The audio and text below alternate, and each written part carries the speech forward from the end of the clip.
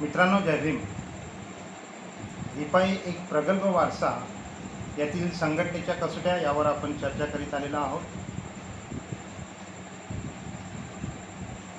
संघटनेच्या कसोट्यांपैकी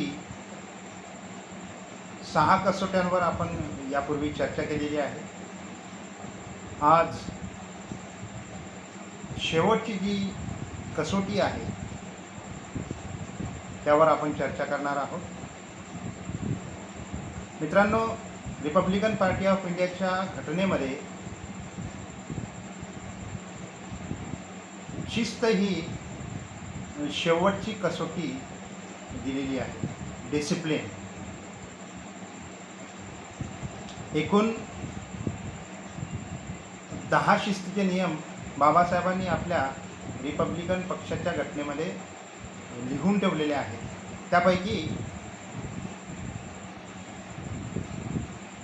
2 महत्त्वपूर्ण शिस्तीच्या नियमावर आपण आज या ठिकाणी चर्चा करणार आहोत. एक, परिवार बाह्य संबंध आणि दुसरं निष्क्रियता. मित्रांनो, डॉक्टर बाबासाहेब आंबेडकरांनी भारतीय समाजाला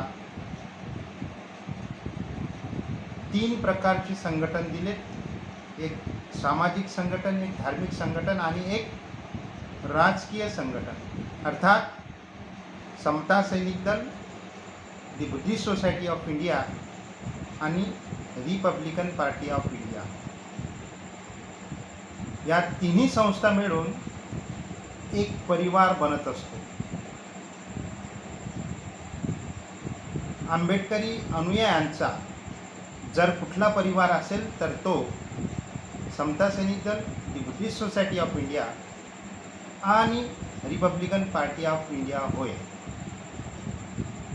शिस्तीच्या नियमांमध्ये परिवार बाह्य संबंध म्हणजेच समता सैनिक दल, दी बुद्धिस्ट सोसायटी ऑफ इंडिया आणि दी रिपब्लिकन पार्टी ऑफ इंडियांना, या 3 संस्थांना सोडून इतरत्र काम करणे म्हणजे परिवार बाह्य संबंध होय. सोबतच दुसऱ्या क्रमांकाची जी शिस्त आहे ती म्हणजे निष्क्रियता. प्रत्येक संघटनेला एक संविधान असते. त्या संविधानाचे, त्या पक्षाचे, त्या संस्थेचे ध्येय आणि उद्दिष्ट असतात.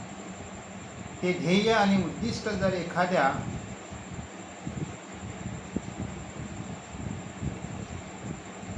मेंबर, सभासदाला मान्य झाले तर त्याने सदरच्या संघटनेचं सभासदत्व स्वीकारावं. स्वीकारून त्या संघटनेचा निरंतर प्रचार करावा.